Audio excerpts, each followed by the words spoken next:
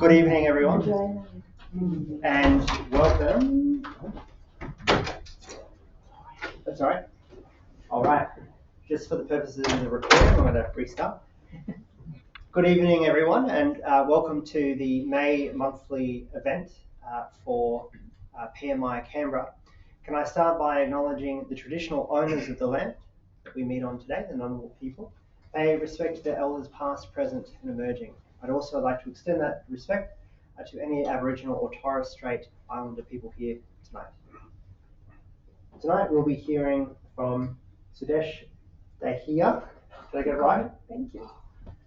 I was saying before there was an internal conjecture about your surname, and I'm glad I got it right. Been thinking about it all night.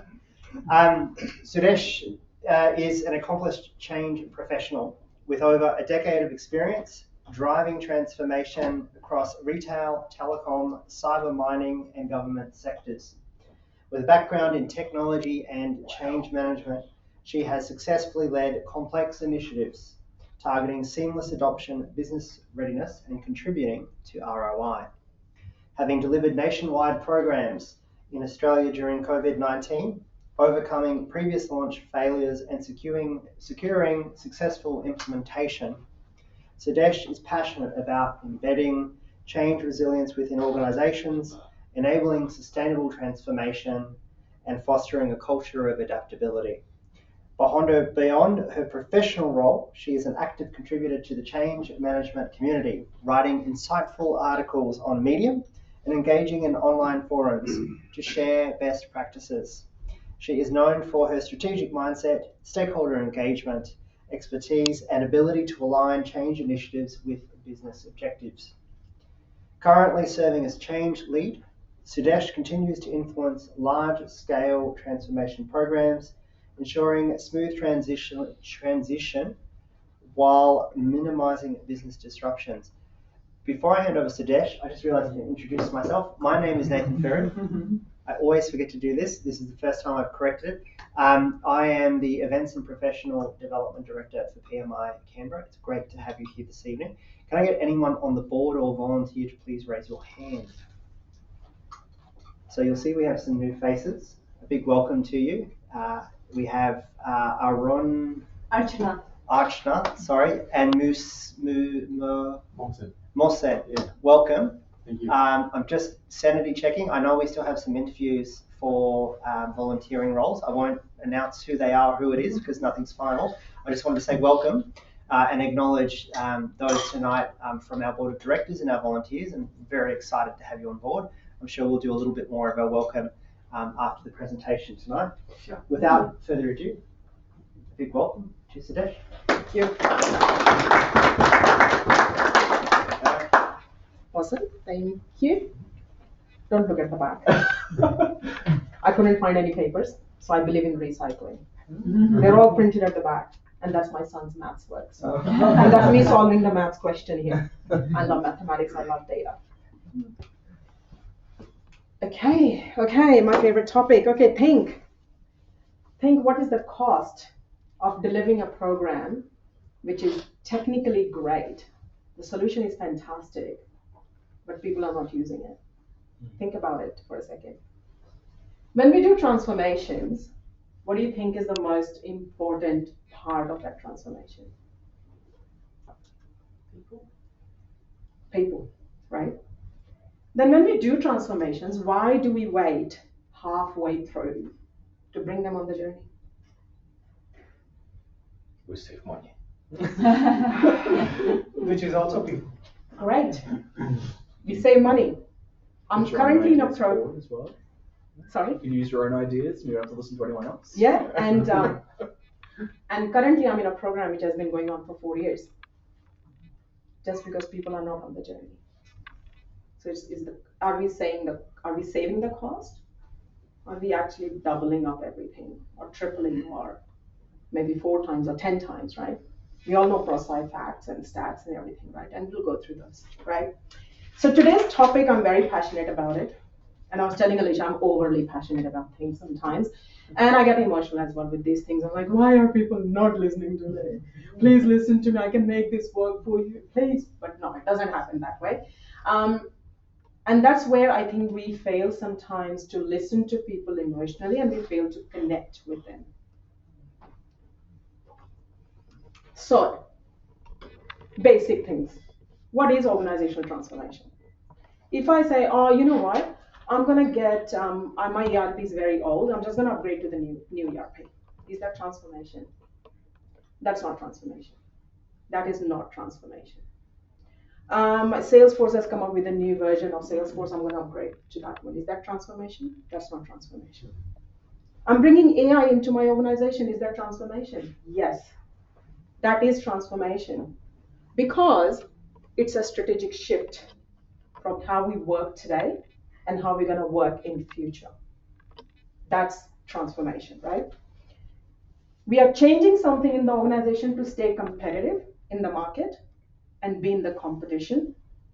That is transformation. And the example could be we are building a whole new inventory system so that I can compete with Woolies or Coles or whoever that I want to compete to, right? We are bringing in new self-checkout everywhere in our stores. That's transformation, because we're changing the journey for our customers. We are staying upbeat with the market. We don't have time to stand in the queue for that person to scan my items, even though I believe I should be paid for scanning my own items. I just invested my 10 minutes into scanning the items, and now I should be paid. And they say, can we check your bags? You don't trust me anymore? Like, come on. And then, They'd say you work there. I would say that. And then, of course, when the organization aligns with the long-term goals and ambitions, to materialize their vision, that's transformation. So a simple example is an organization is trying to acquire small businesses, and they say we're going to get a very big CRM, for example, Salesforce, which is not for a medium, like a small business, but they do get it, because we're going to acquire these many businesses over next 10 years. That's our vision. That makes sense, because then they don't have to do it at one go and everything, all the changes in one go, and they will avoid that change fatigue that can happen to people. So that's transformation, and that's what they want to do. So transformation is a comprehensive, read it, like, strategic initiative, improve performance, achieve the new goals. That is organizational transformation. So I wanted to clarify this before we jump into anything. Next one is my favorite slide, because everybody challenges me on this slide. Even my husband does it. He said, what does it mean? What do you mean by this? 70% of corporate transformation efforts fail. Now, when I say fail, it doesn't mean that they're not going live with it. They're still going live with it. They're still celebrating that my project went live. Yes, we're going to have drinks today. But how many people left the job? How many people did you take on the journey when you actually went live? How many people are actually using your processes when you went live? That's what that stat says. Okay? 88% did not achieve their original ambitions. The project that I'm in right now, few years, the scope has changed. The goals have changed. I'll give you a very simple example on the next one. This is my favorite. 84% digital transformations fail. Now, people, sometimes we do get confused. What is digital transformation? So in one of my previous programs, a few years ago, in one of the industries I used to work, it's a very sympathy, empathy industry. It's a funeral industry, and I was part of it, working on a program. They wanted to launch an app for funerals. It's a sad reality of life. And they said, well, we want people to order everything on an app. Who thought that was a wonderful idea? Someone in marketing thought that. No offense to marketing, but someone thought it would be great to do that. So I was hired as a change lead for that program. That was one of the programs that I was working on, one of the projects. And I said, that's fantastic. You want to do this in the market. You must have done the market study. You must have read your customers. You know that the market needs it. Fantastic. But is your organization ready for it? What is your business model right now? Your business model is that you have small mom and dad run funeral homes as part of your ecosystem. These people working in remote areas, doing a lot of work that needs to be done that goes behind it. Have you done any surveys that if these people are actually capable of using an app. We did a survey. A lot of people were using Nokia phones.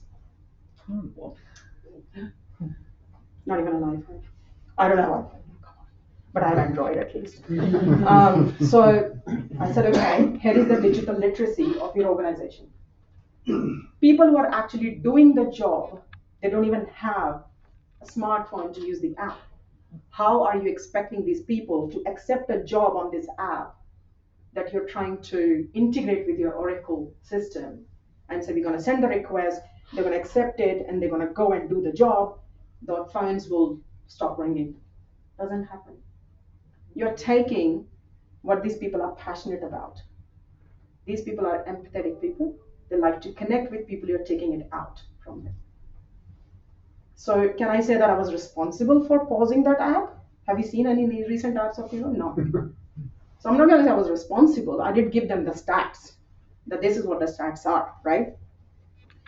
So let's think about it. What happens when something of that sort happens? They become part of this stat, right? What happens when a really well-known brand, and the next which I'm going to talk about, we all know that brand. I love that brand.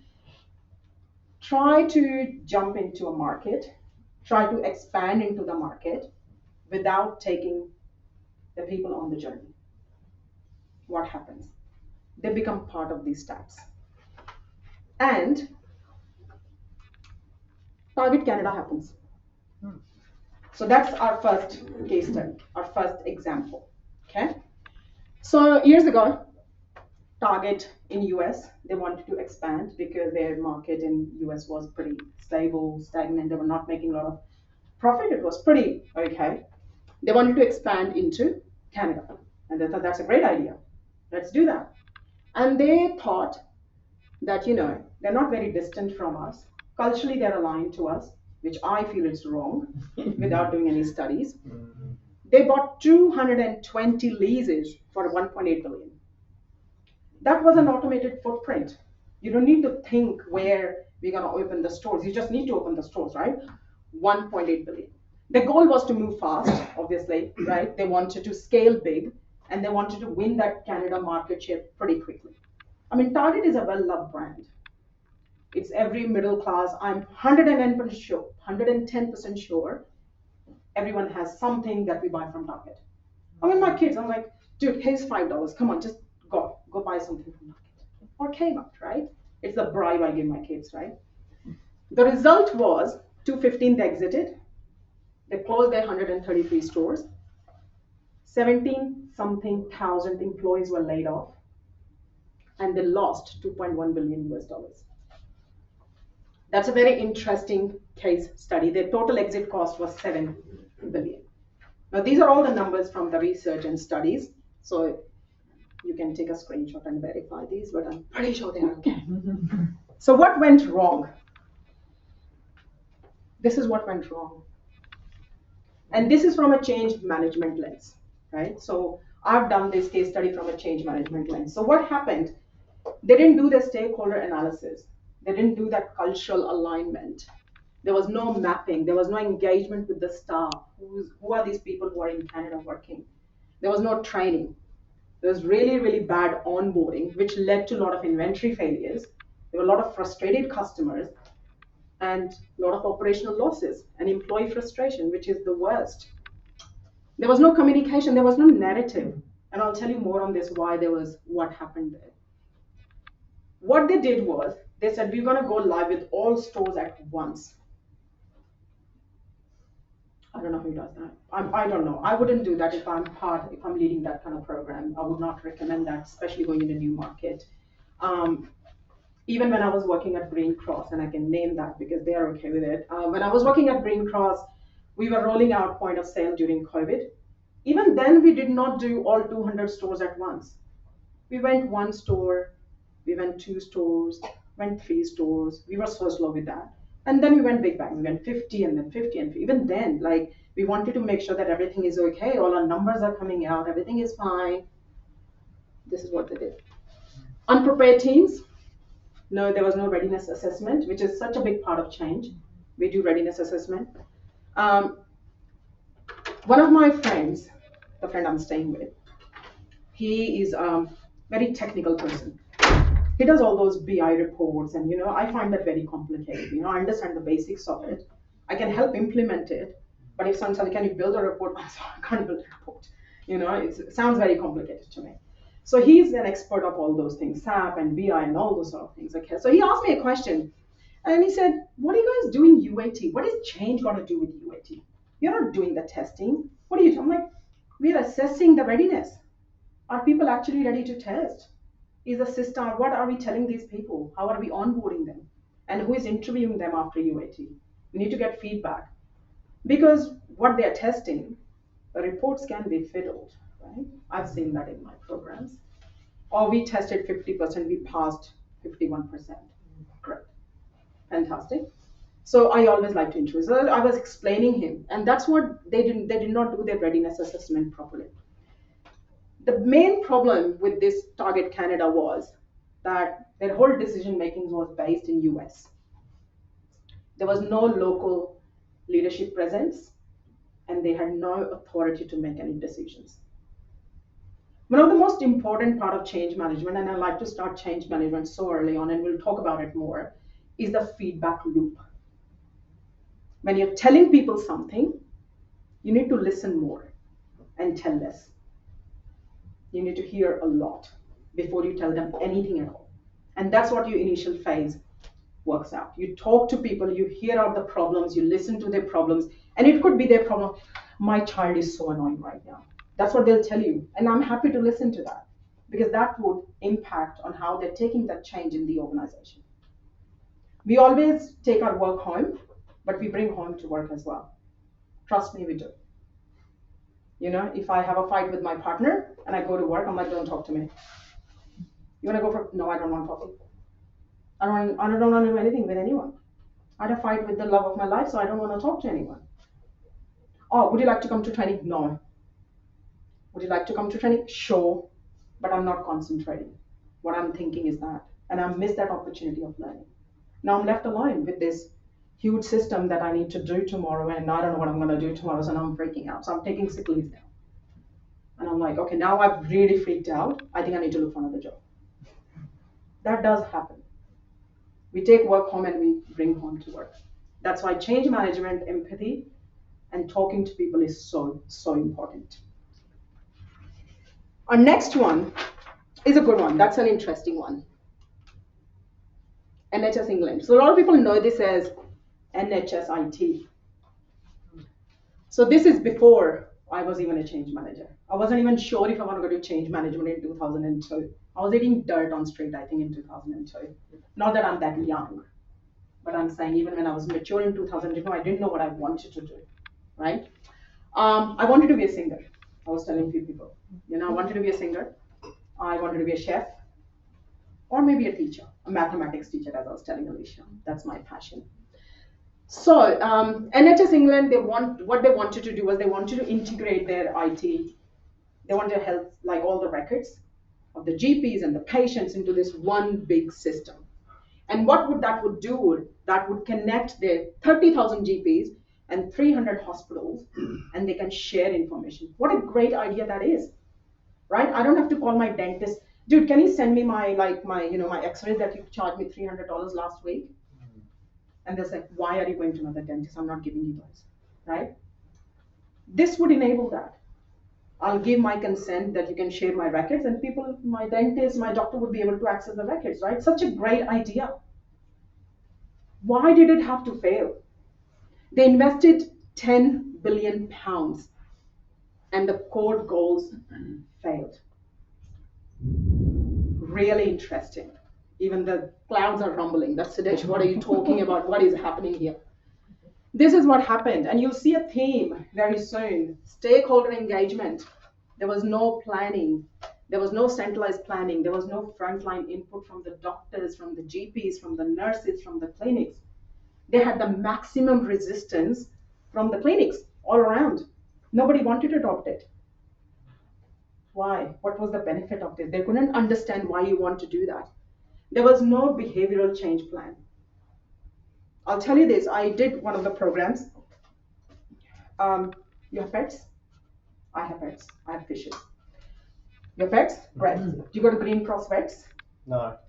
They're really great. They're really good. Oh. They're good. So I implemented one of their systems. And I'll tell you this, doctors and nurses, they are different people. They're always in a rush. Their priorities are different. Even if it's pets, their priorities is, that's my patient. Don't disturb me. Don't talk to me about the change. I do not understand this. Tell me this very quickly. If you don't engage them in the right way, this is what happens. They do not understand it. If you don't present your case that why do I need you, how many hours I need you for, and you stick to it, you will not get the results. You have to find how many hours do I need this doctor for? How many hours do I need this GP for? How many hours do I need this nurse for? And you need to backfill those people as well. Otherwise, they will never give you your time. They did not design the system with the end users. So it was not fit for purpose. The solution was fit for the vendor who was implementing it, but not for the people who are going to use it. The biggest problem with this one was the patients were not made aware that the data would be collected and how it will be utilized. How much data are we going to collect and how are we going to use it? That's how I'm not going to give consent to anything if I don't know where my data is going to be used. Not that I'm saying that nobody is aware of my data right now. It's literally floating around. Nobody wants to buy my data. It's not that important, right? It's just Sudesh Dahiya, date of birth this. Nobody likes that, right? I'm not special. Yeah, if it was Obama's data, people would be like, you're dying to get that, right? But they did not tell their customers what is going to happen with the data, right? Their focus was more on the tech side. So their solution was great. If you read more about it on the internet and go for it, the solution was absolutely fantastic, but only for the vendor. That's why the adoption failed. People did not understand. They didn't have enough time to go through the change. They did not give them enough time to learn it, and hence their adoption strategy failed. So that's what happened with NHS England. Next one is the most interesting. Next case study, and that's the last one in the case studies, but that's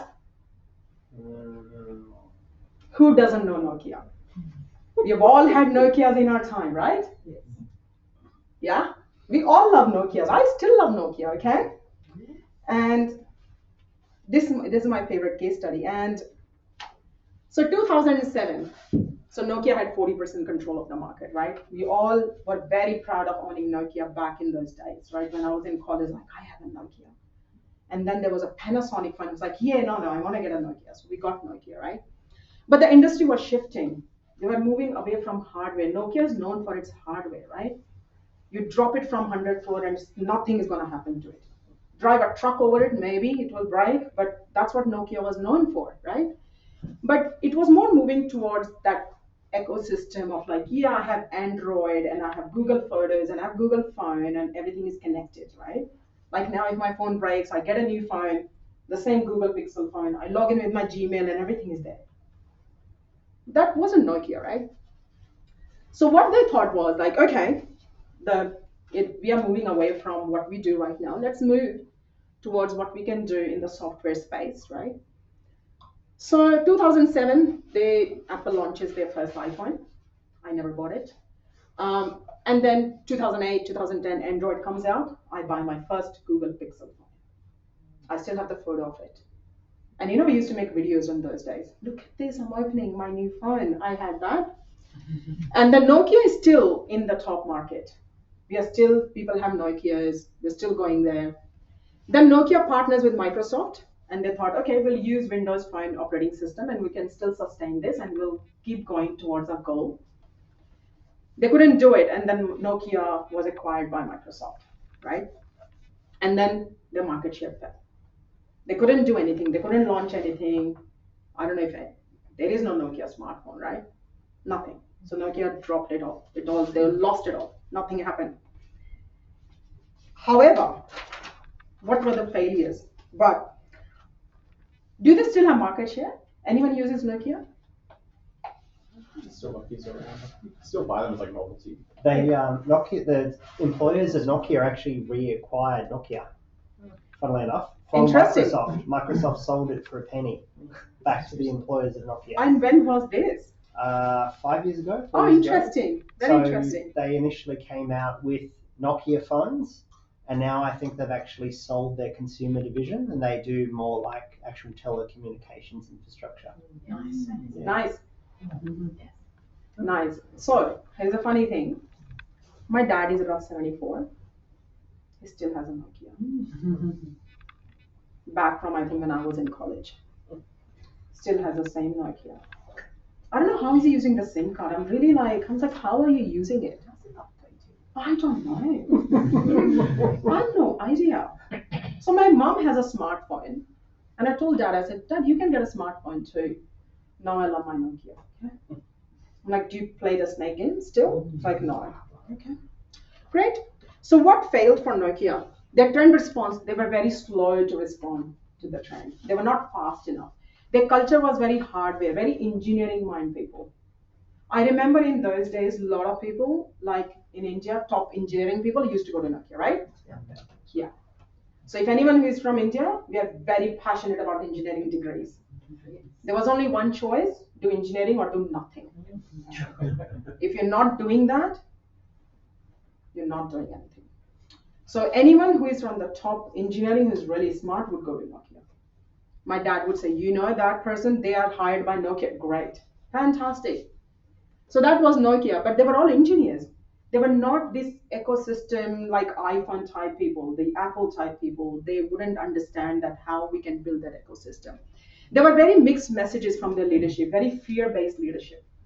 They were not very sure. They were not risk-taking. They were risk-averse. So when you want to break into a market, you have to take risks. You have to take some level of risk, and your leadership should be aligned with that risk.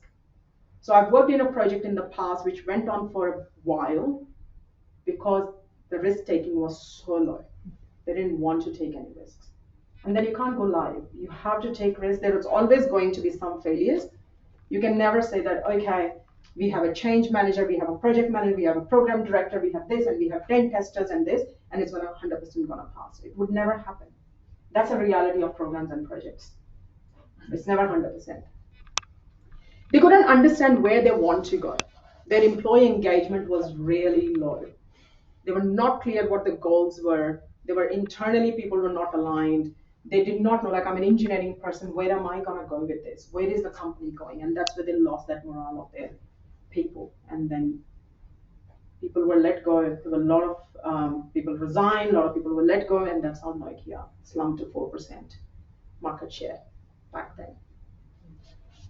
So, case studies. I love case studies, really love. So we have seen some themes across these case studies, right? We'll go through some top reasons of these.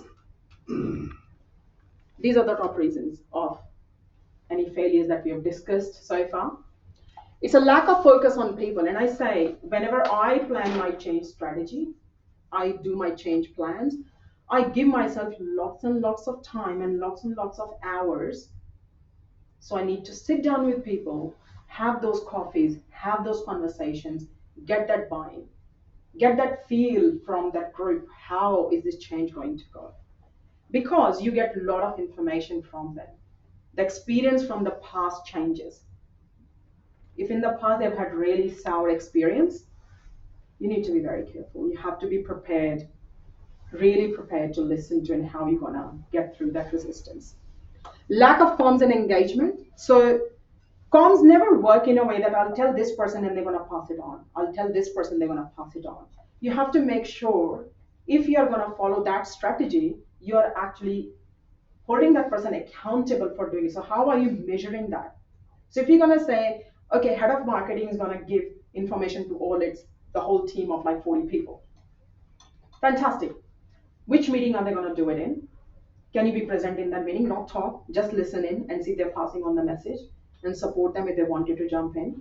You have to hold them accountable. Interview the teams. Did you get this message from your leader? When was this shared? What do you know about? That's where your surveys come into the picture.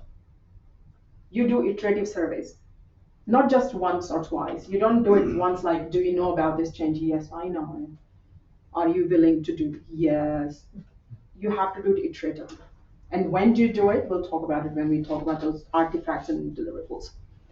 Unclear vision and goals. The first question I asked, like, if you are involving change management halfway or waiting until halfway into the program to take people on the journey, you've lost that vision right there. You don't have time to do the vision at that time. People are not going to listen to the vision at that time. That time is gone. Because when you're right in the middle of a program which is ready to be executed, ready to go live, then people are interested in finding out, what am I doing? So if 10 days after, if I'm going to log into the system, what am I going to do? If 10 days after I come back into the office, where is my team? If I'm coming into a new office, where is my desk? They don't understand the why of that anymore. Now they're freaking out. And you're just taking them on that freak out of like, okay, I'll tell you, I'll take you to training, I'll do this. So you've lost that. And change fatigue. So this is where change fatigue, how I address change fatigue, is using a single view of change.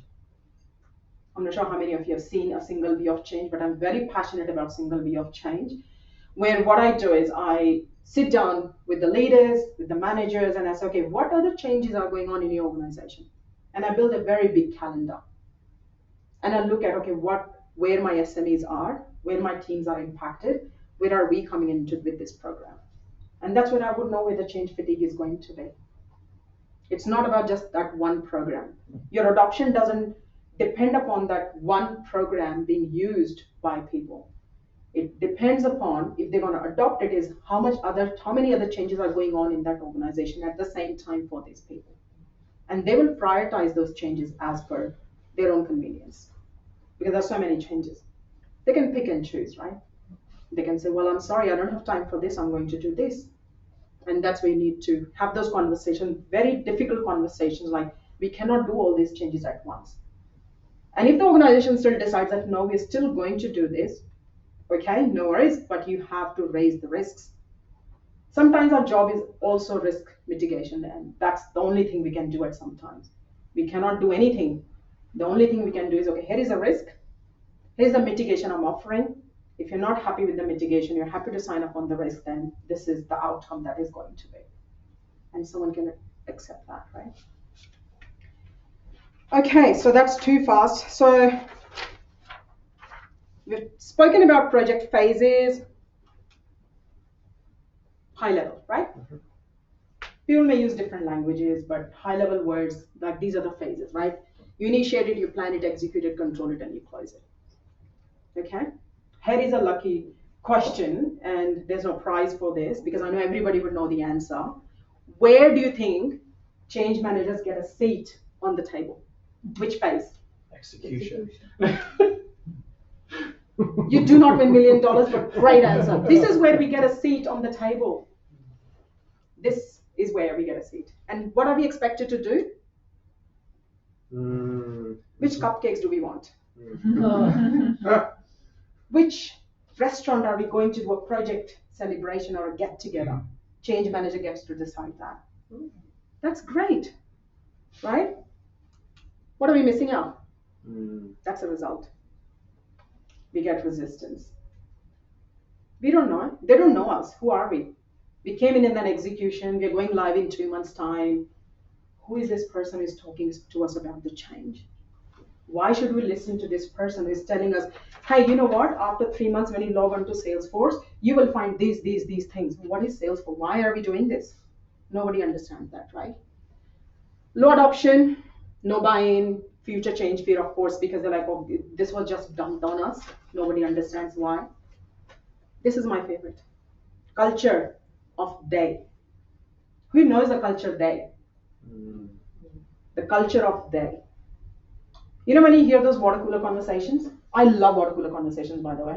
That's where I get most information. The most gossip happens there, and that's where you get all the cultural view of organization. That's my favorite. I always go to water coolers and see what are people talking about. And I try to involve myself and I try to listen in.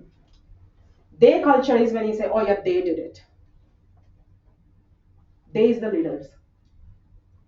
They made the decision. Nobody asked us. Oh, they said we have to do it. That's the culture of they. And that's the most toxic culture ever. Now, there are some decisions, obviously, the leadership will have to make where we can't involve every end user, right? But that's different. But when there is a system change or a very big transformation change, we're not asking if it's, for example, if it's a retail space, we're not asking every store or like, every team member working in a store to come and tell us which system and what not. But we need to understand what challenges are we trying to solve. Have we interviewed these people who are working in this space? What is the problem in their everyday life that we're trying to solve? Or are we just trying to solve like, oh, you know what, we're running out of support, let's get some other system. Does it meet our criteria? Is it fit for purpose? Are we going to do some customization, no customization? How big the change is going to be? What's the difference? There's a lot of things that needs to be done. And I've seen a lot of that initiation not being done. So future state. Change managers, we love to talk about future state. Always. Future state. What's the future state looks like? My future state in change management, when I'm going in programs, I want it here. Discovery and initiation. Here is a favorite question that have been asked of me when I first presented this, and someone said, what are you going to do there? I'm like, lots.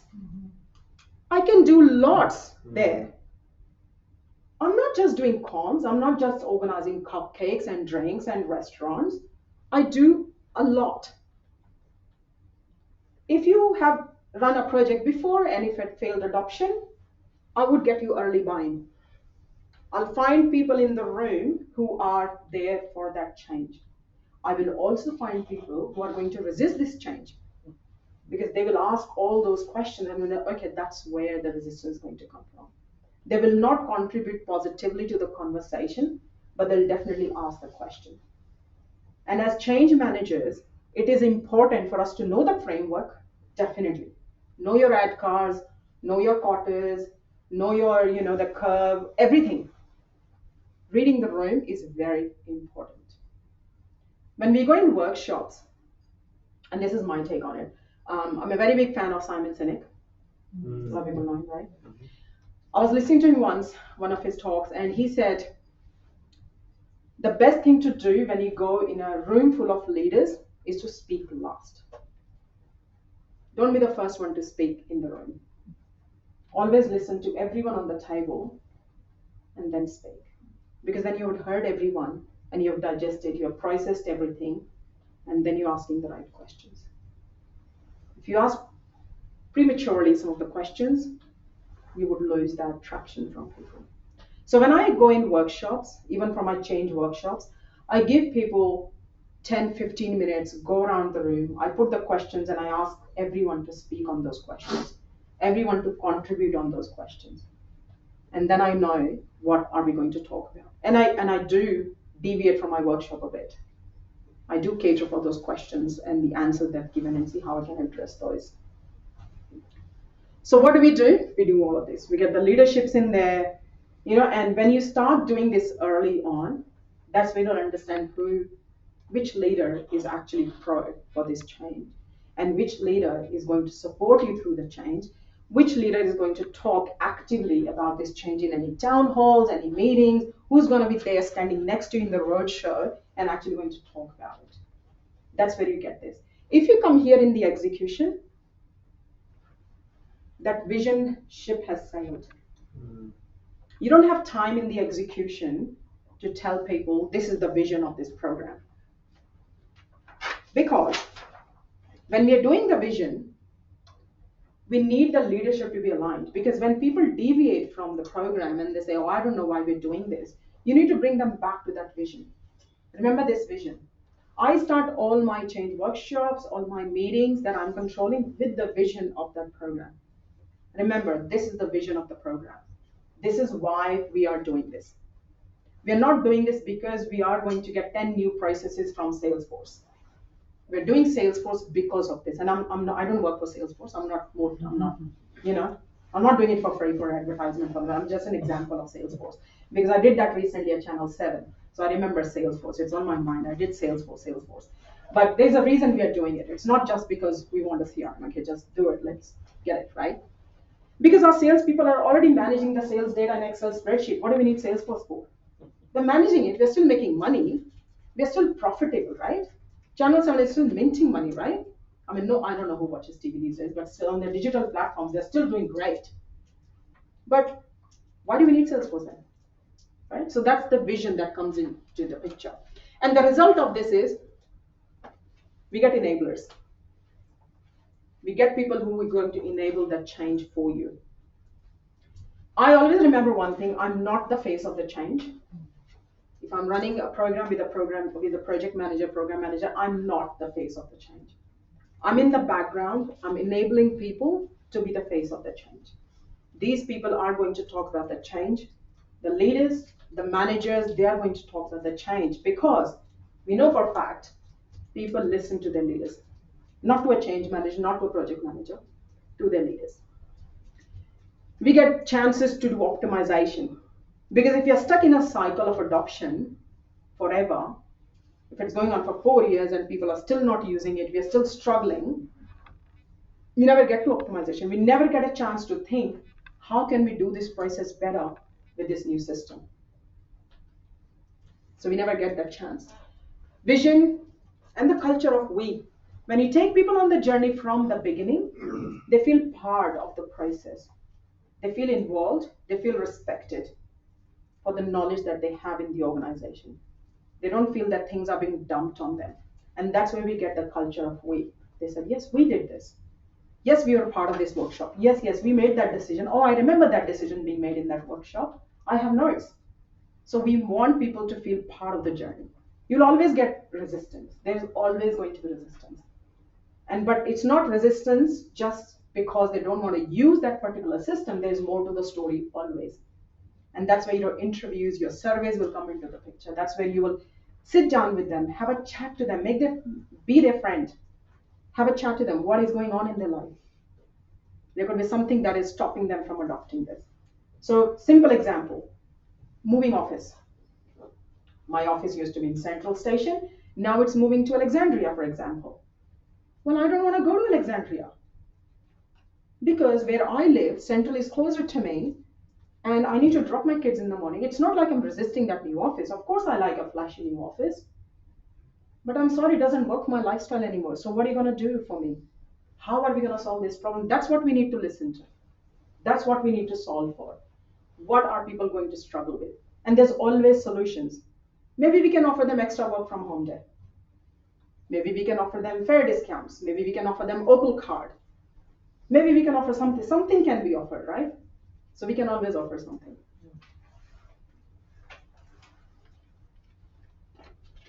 Thinking. I love thinking. I love thinking boxes. So we have discussed problems. What is this? What are we doing here, right? Think about it.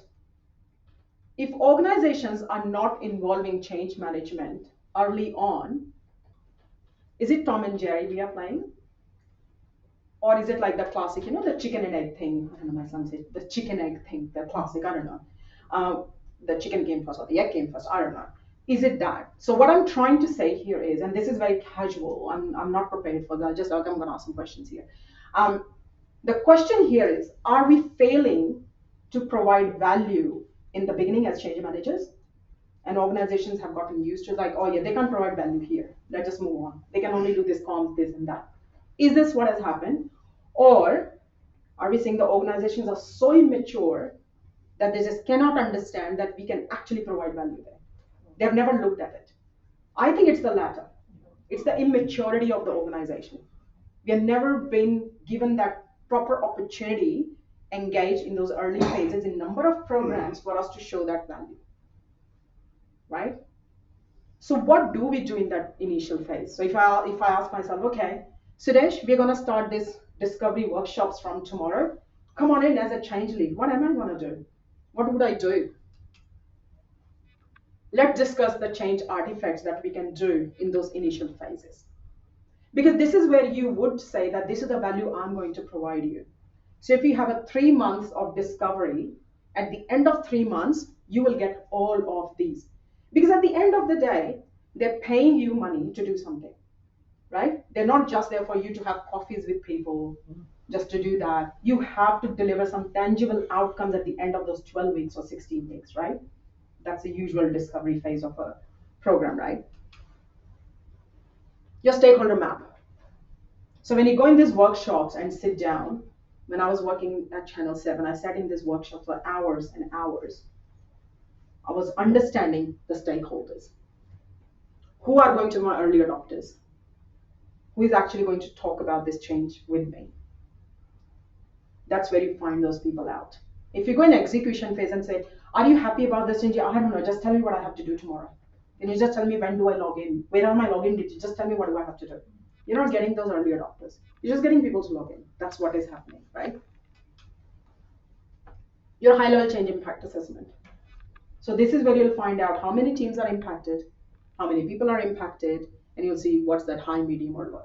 And this would set your stage for your detailed impact assessment, where once you understand, then you start looking at those processes, you'll compare those as is, you'll compare those to be, and you start detailing that out. So this will set that stage for you. And trust me, it can take 2 months to do a high-level impact assessment. SBOC, is that single voice of the customer? Single view of change. Uh-huh. I should have said that. Apologies. Single view of change. And that's where they will start to talk about, oh, do you know that we are also having this change at this time?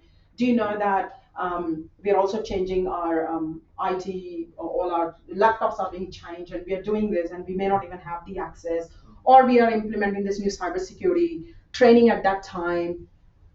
Could be anything. So you need to make sure that you have that single view of change. Change risk assessment, that's where you would see what change-related risks are there. Because if people are risk averse, they will start to talk in those workshops. They will say, oh no, but this works fine right now. I'm not sure why do we need to change this? Why are we doing this? And this is what will help you to design your strategy, your stakeholder engagements. How are you going to deal with these people?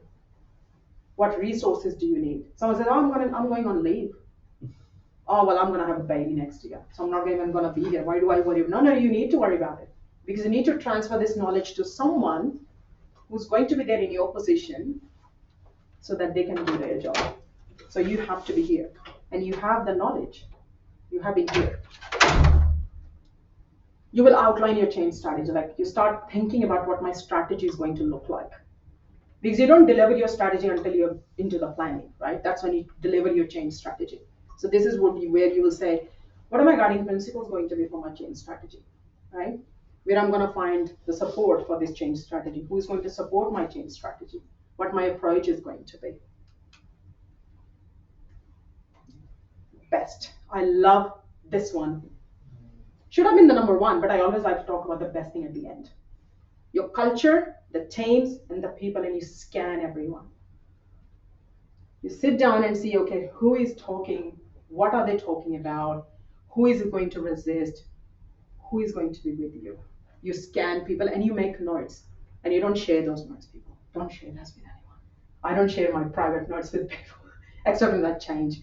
Maybe my head of change or someone, or my transformation head. But you will tell that this is where we're going to get most resistance. I see this person being, going through something. We need to make sure that we engage this person way more. I see this team as being the team who's going to resist max.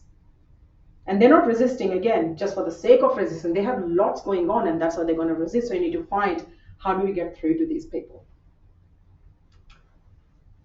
Then we have our planning stage.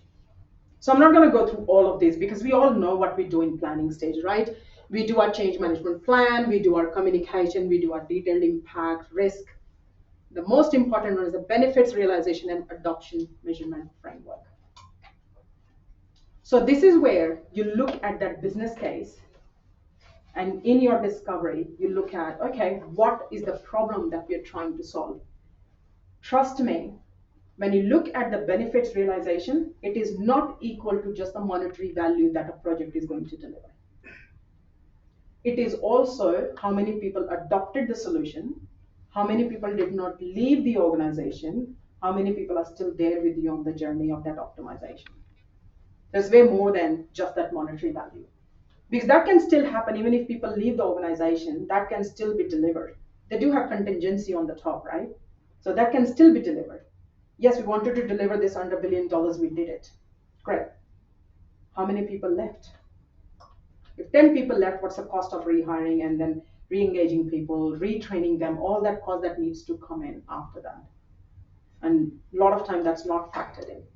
For change managers, on top of that, that yes, we help the project to deliver that monetary numbers, but we also actually help people to not leave. We kept them here. Instead of 10 people leave, only 2 left maybe. There was a potential of 10 people leaving, but we saved that, right? ADCAR, favorite.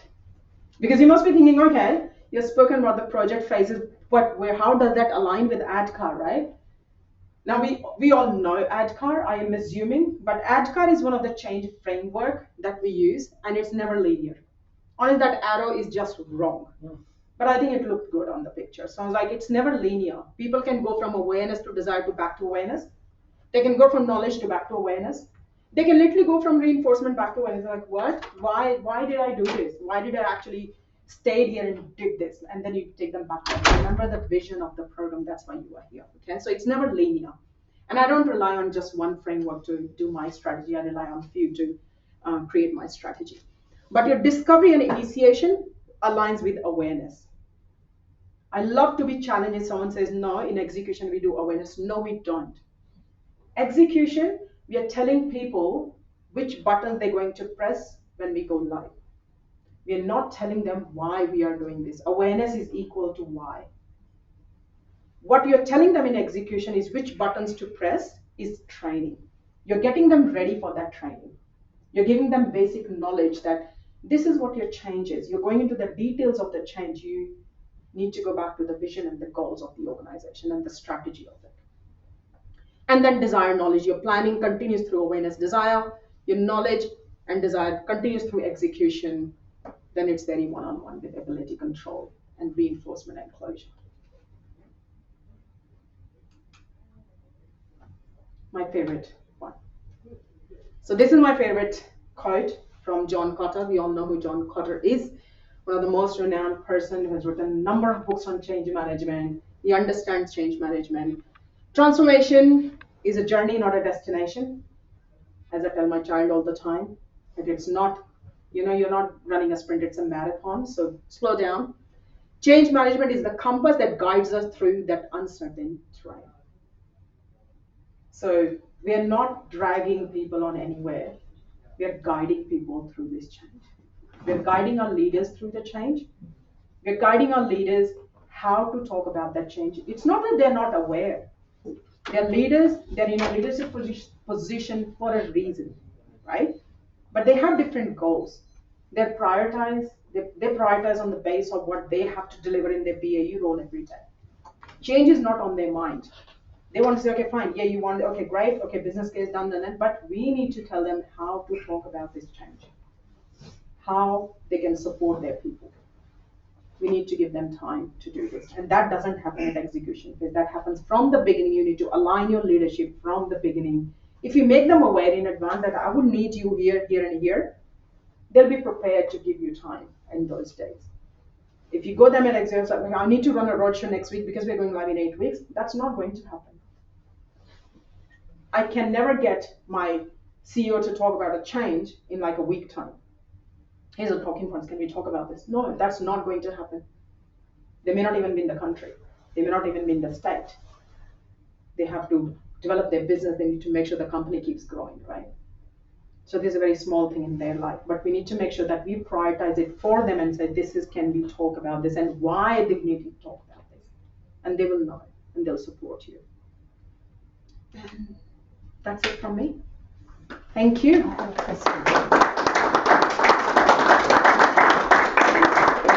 Questions? Yeah, that's brilliant.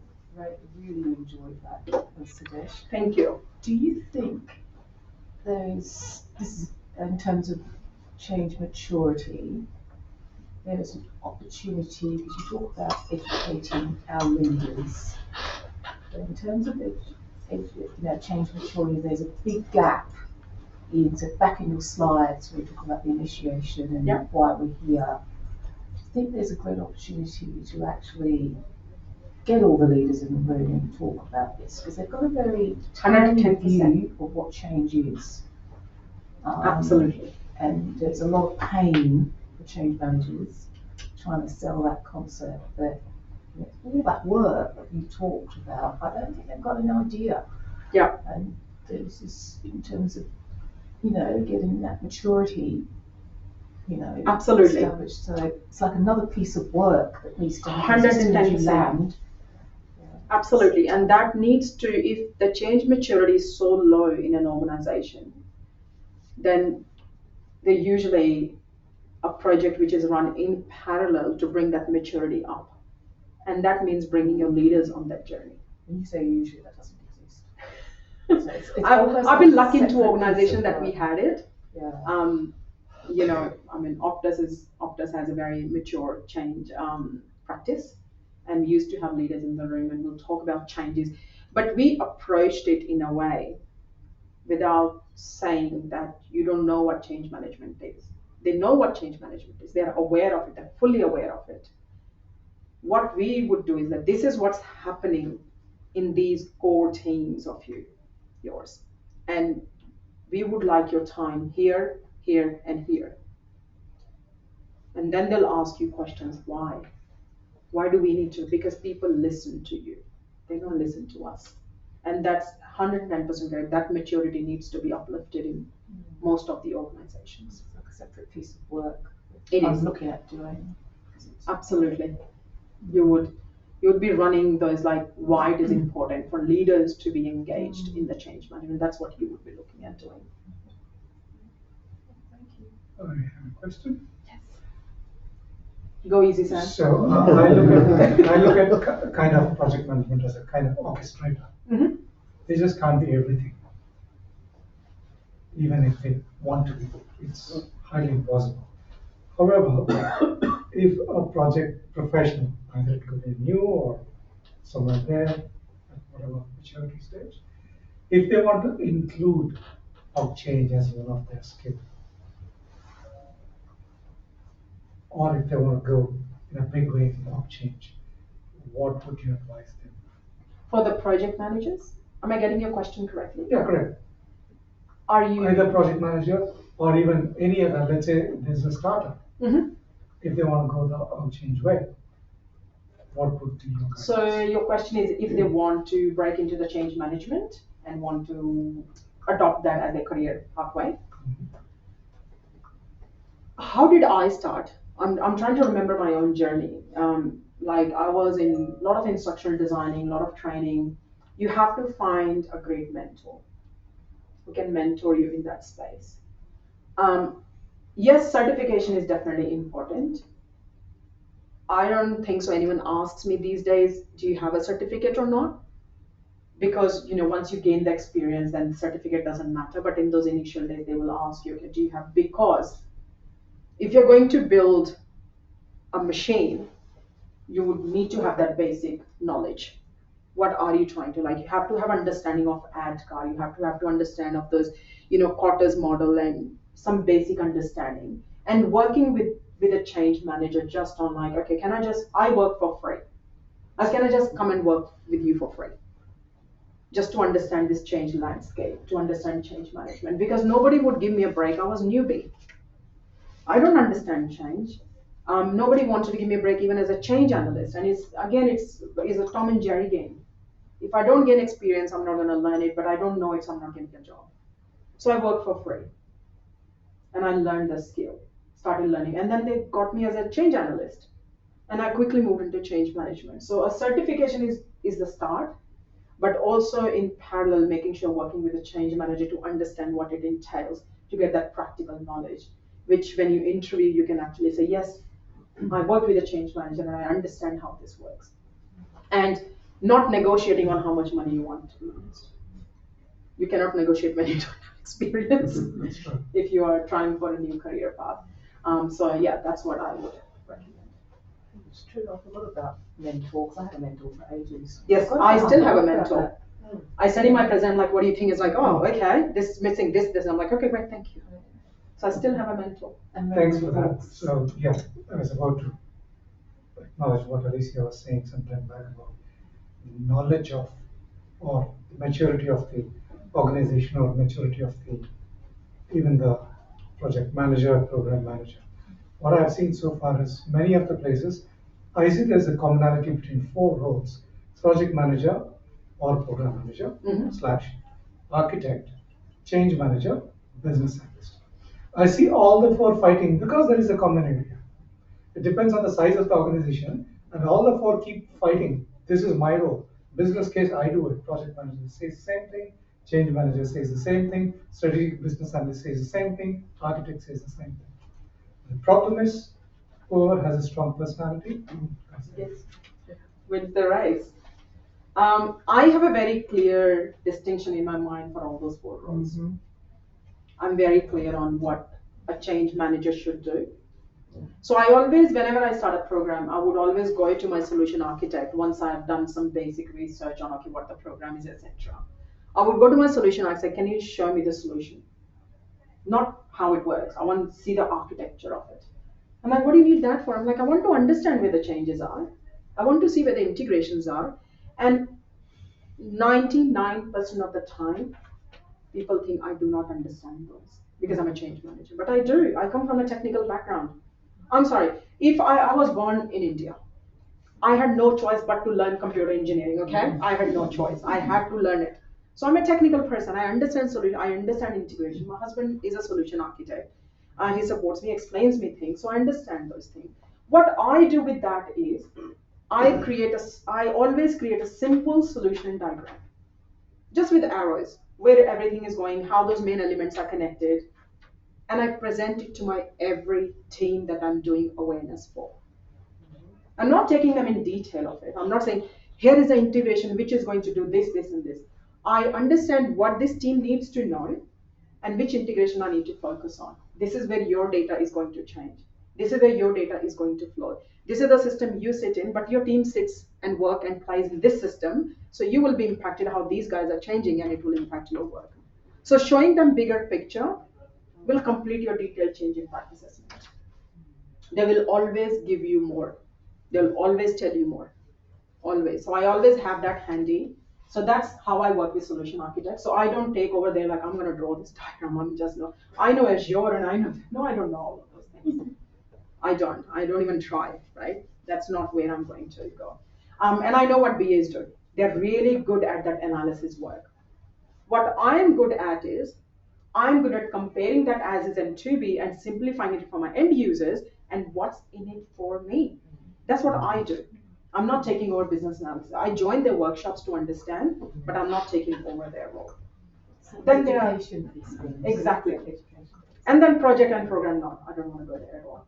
It's about education. Educating, absolutely. Absolutely. Drawing that clear RACI is very important at any time.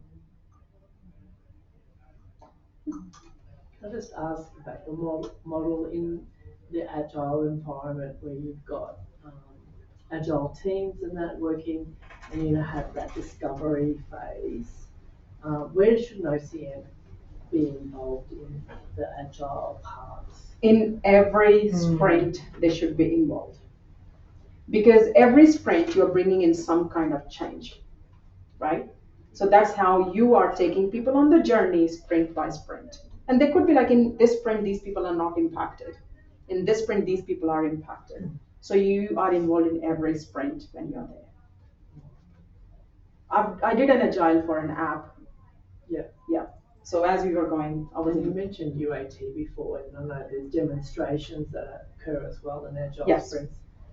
And I get the OCM being present for that is really key to see how it actually works and what it means. Yes, and we read the room and then we interview people afterwards. So there's a lot of work that goes behind it, preparing those survey questions, preparing those interview questions. You do spend a lot of time talking. So if you don't love talking, yeah, that's one of the keys for the change managers. They should love talking. But at the end, not at the beginning. So if you don't love talking, don't go change management, please. You have to love talking. You have to love interacting with people. And you have to love interacting even when people are hating the change. Even if saying, I don't like this, you still have to love being there, show your genuine interest in finding out why it's changing and what can we do to support you and help you. part. Yeah, we saw a few bad examples. Do you have a good one? I do have a good one. And tell us what was wrong with that organization. Why was it good? I'll give you local examples. Woolworths. Mhm. Woolworths is a local example. Very, very change mature environment. A lot of people always no, it's not that. But as a customer of Woolies, how they've implemented AI, how they've implemented the chatbot, how they've implemented the Uber is just fantastic. They have a change practice, established change practice. The change managers are involved from the beginning of the cycle of any project. It's like BAU for them. Change management is BAU for them. It's in their DNA. They don't think, oh, I'm going to have a project. Do I need a change manager? No, I don't think so. Oh, we're going to go live in 4 months. Oh, we need a change manager now. Who's going to write the emails? Right? That's the thinking, but they're not that. So Woolworths is a great example of mature change and how they involve change management. Optus is another one. I did Optus a few years ago, and they are really mature. I mean, they come a long way.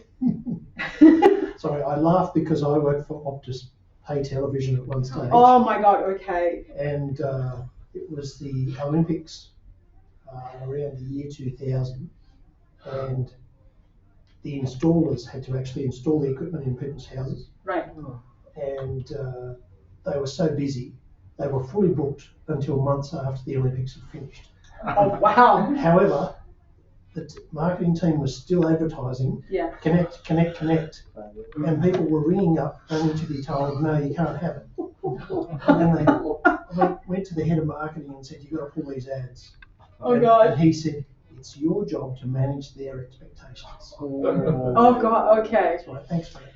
Oh my God, that's very interesting. Then I can say they've come a long way. At least when I work in Optus business, they're pretty mature. We were very engaged with the leaders. I did a merger and acquisition for Optus. That was quite interesting. So leaders were really good. So I can speak about Optus business. But that's very interesting. PayTV business actually went out of business and was sold to Singtel. Optus Right, okay. Vision no longer exists. And that's part of why. That's why we have Netflix. Yeah. And we have Prime. And we have a lot of other platforms that we can watch everything on, right? And waste our time. Any more questions? Okay. Well, Sudesh, thank you so much. Thank you. It's been an absolute pleasure. Thanks, Nathan. Thank you for that. I love the opportunity. Thank you. Oh, thank you.